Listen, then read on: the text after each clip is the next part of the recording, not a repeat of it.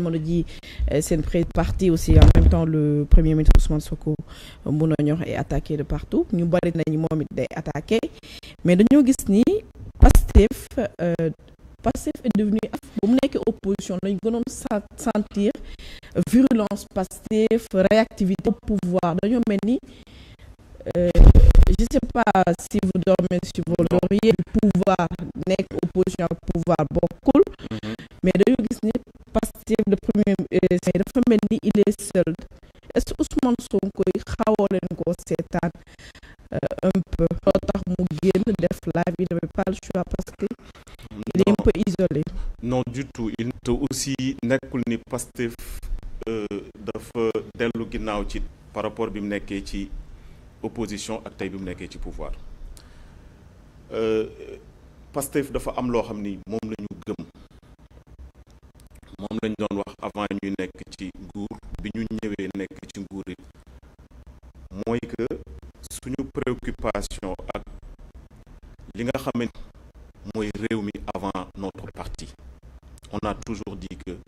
la parti loolu dafa waral bi ñu ñëwee aux affaires suñu priorité nekk feneen fudul ci toppatoo suñu parti déjà parce que am na lu bëri loo xamante ni ci parti bi ñi ngi ko war a def renouveler suñu ay instances def suñu congrès structurer la base et cetera continuer la communication avec la base mais loolu yëpp boo seetloo dañ ko teg parce que dañoo fekk ci réew mi ay urgence ak ay priorités yoo xam ni dañ ko war a gérer ba pare soog a lijjanti politique parce que y a un temps à tout dafa am temps boo xam ni temps wu politique la am temps boo xam ni temps wu liggéey la parce que tey duñ la def directeur général nga ñëw ñu nekk ci réew moo xam ni chaque jour am na sujet d'actualité boo xamante ni ça tourne que autour d'une polémique wala ci ay sujets yoo xamante ni réellement intéressé wul Sénégalais yi te loolu boo ko toppee chaque jour nga bëgg dem ci télé yi di tontante bu yàggee sax da ngay perdre sa temps déjà du mën a liggéey mais aussi da ngay tomber plus bas que ñi nga xamante ni ñoom ñoo nekk ci débat boobu parce que responsabilité yi nga am ñoom amuñu ko. Maintenant concernant la sortie du président Ousmane Sonko déjà dama koy féliciter ci posture bi mu am ak taxawaay bi mu am ak aussi doxalin bi mu adopté nga xam ni du lu bees man je vois un homme constant dans sa démarche koo xam ni ba mu nekkee ci opposition néew doole ñu koy teg injustice di ko teg lu metti taxawaay bi mu amoon bi mu yoree pouvoir def na discernement am na hauteur mais aussi am na responsabilité bu toll ni xam ni pouvoir bi ñu ko jox c'est le pouvoir des Sénégalais et que waru ko utiliser pour solder ses comptes parce que bu fekkoon Ousmane Sonko bi ñu amoon ci opposition bi nga xam dafa ni il ne rend compte qu'au peuple Sénégalais yi lay jël témoin Sénégalais yi la am ci ñoom confiance Sénégalais yi la wóolu Sénégalais yi la yaakaar ni ñoo ko mënoon a génnee ci jafe-jafe yi mu nekk ak guute gi ñu ko dugaloon ak pexe yi ñu ko doon fexeel tey même Ousmane Sonko boobu yor maanaam li ñuy wax pouvoir parce que c'est le chef du gouvernement c'est lui qui nomme le garde des Sceaux et le parquet est sous l'autorité du garde des Sceaux mu jël loolu yëpp teg ko de côté ni je suis un justiciable comme tous les autres justiciables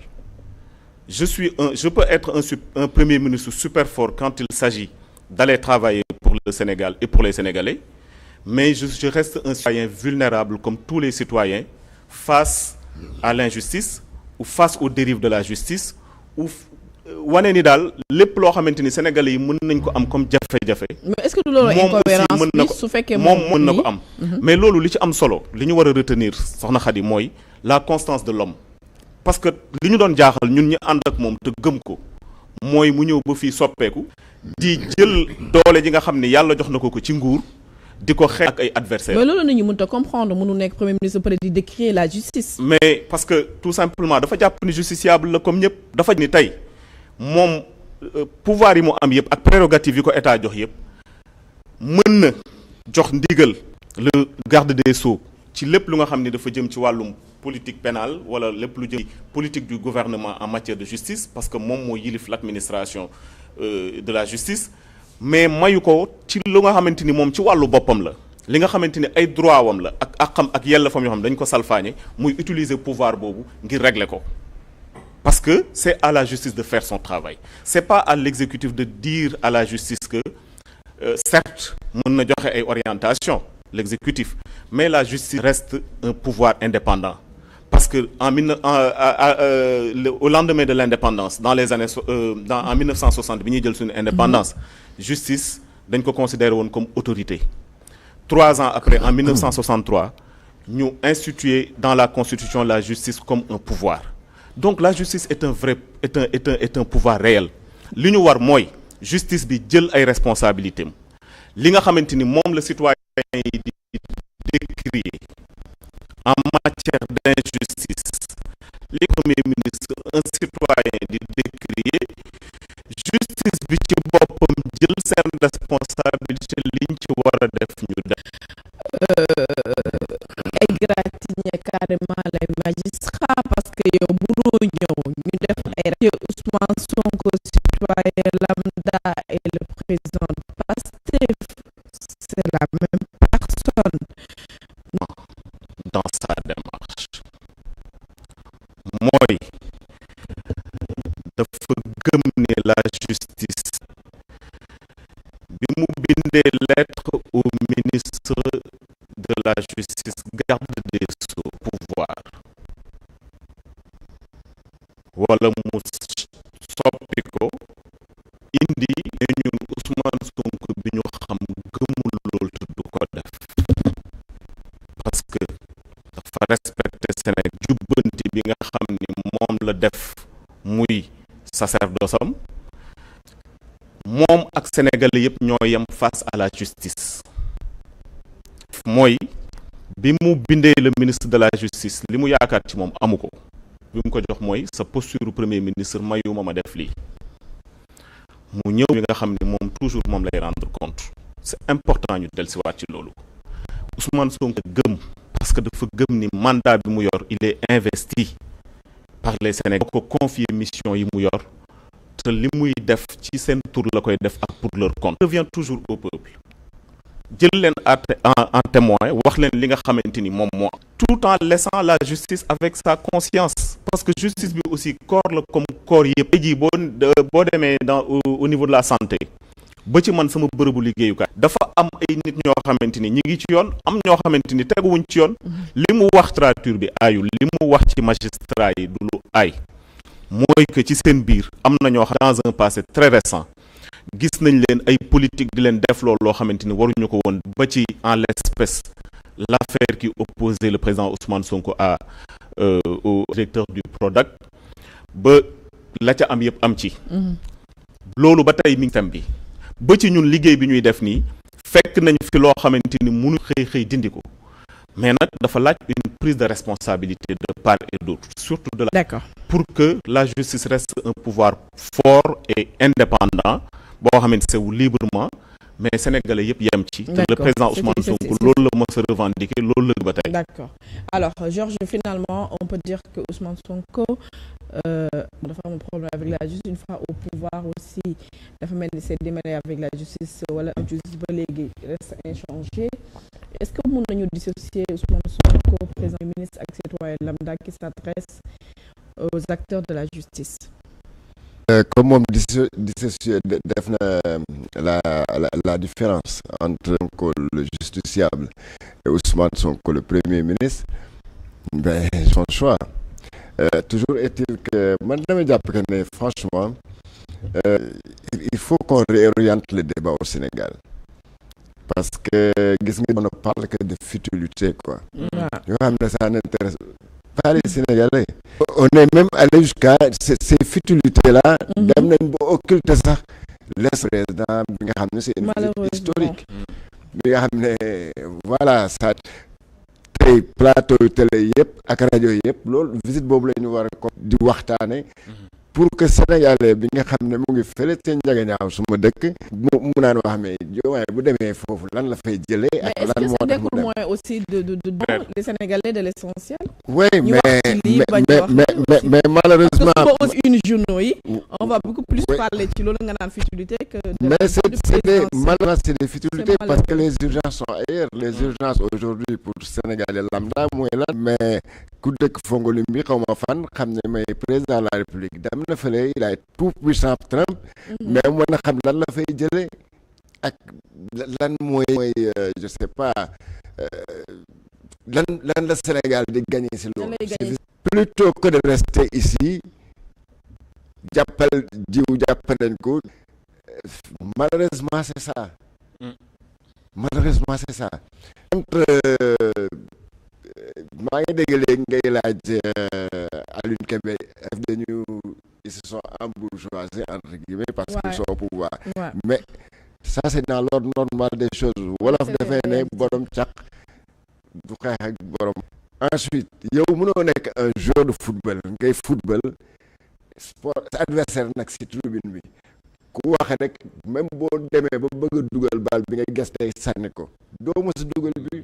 Mais aussi c'est la tu vas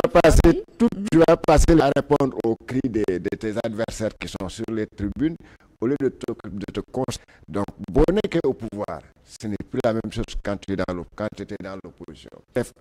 Avait beau être féroce bu mu nekkee à l'opposition responsable mënatul continuer di gérer comme il gérait. Au pouvoir le Pastef s'est ramolli. Mais dañu war a devenir plus responsable.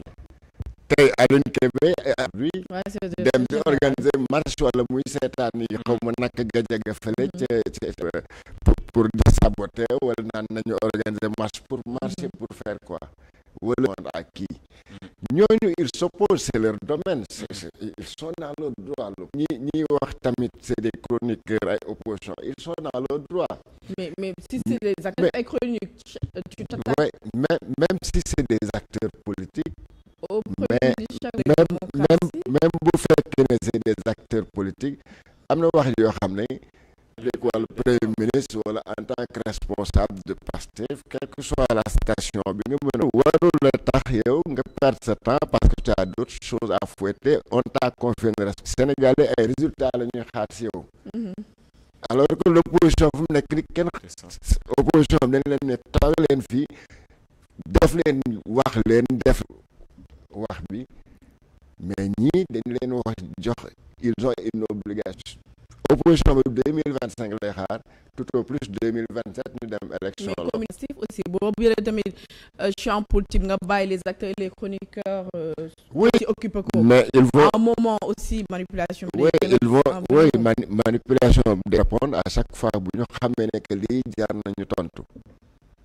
Parce qu'il y a des débats yoo xam ne on les répond pas par des paroles en l'air, on répond par des actes. ci débat ñu war a dem est-ce que juumuñu foofu ñoom it. Bon ñooñu ils sont libres mais xam nga rek comme nu mu la ko waxee rek am na yoo xam ne tey am na Sénégalais yu bëri bu ñu déggee ne Diomaye dañ à la Maison Blanche dañ ne loolu ay fo la wala ay naxaate la wala ay politique le résultat est là. Xam nga loolu moom képp ku ci doon am see loolu am na yoo xam ne da ngeen ne kon lii de dëgg la. Boo déggee aussi lu mu fa wax da ngeen ne dëgg soit keroog premier ministre bu mu demee Chine déjà yaa ngi commencé naan mais pour il est allé jusqu'en Chine di tamambaalu taxawaalu bi nga xam ne mooy le président mais kay laa rencontré wax bi jeex na. ba mu génne voilà waaw mais d'accord non mais donc moo tax ma ne la am na réponse des trucs yoo xam ne des accusations wala des propos de politique man en tant que communicant je les réponds par des actes plutôt comme ça bi nga xam ne. C'est pas un peu risqué. Pas du tout non mais yow bu defee loo xam ne dafa ne weng teg maanaam mu ngi nii c'est des actes mais il va se faire tout petit xam ne juumoon na parce que dafa teel a wax te fekk xamul. si mu nekk da ngay liggéey di wax. boo dul liggéey di wax aussi. mais non mais rek xam nga tànn da nga il faut être sélectif. voilà mais wax bi aussi je crois que wax ju bëri bi la mais wax bi boo waxee benn yoon mën nga toog peut-être man doo too wax le Pastef y a des structures yi nga xam ne am na ñoo xam ne peut-être ils sont là pour ça. Ils peuvent écrire un communiqué pour faire taire certaines rumeurs ou pour répondre Moi, j'ai vu qu'aujourd'hui, que El Malick il a sorti un communiqué, ce qu'il a rarement fait, certaines choses, pour wax gars yi ñu bàyyi leen ñooñu ñun ñu continuer di avancer. Là, c'est ce qui est effectivement normal. Mënoo le plus petit opposant tantu. Finalement yow yaa leen di jox sax benn succès bu ñu mais opposant bu ndaw il y a combien de partis d'opposition? Il y a au moins 300 Sénégal. Parti yooyu yëpp nag bu fekkee ne ku si génn rek wax nga tontu, c'est toute l'année à répondre à des communiqués ou répondre à des propos yoo xam ne amul la benn njëriñ parce que askan wi si jëlee dara et puis am ñoo xam ne bu ñuy wax askan wi sax du leen déglu. askan ñoo ñuy jox réew mi. D'accord. Voilà, c'est est-ce que ça finalement vous l'essentiel. n'êtes pas tombé dans ku leen attaqué rek ngeen génn tontu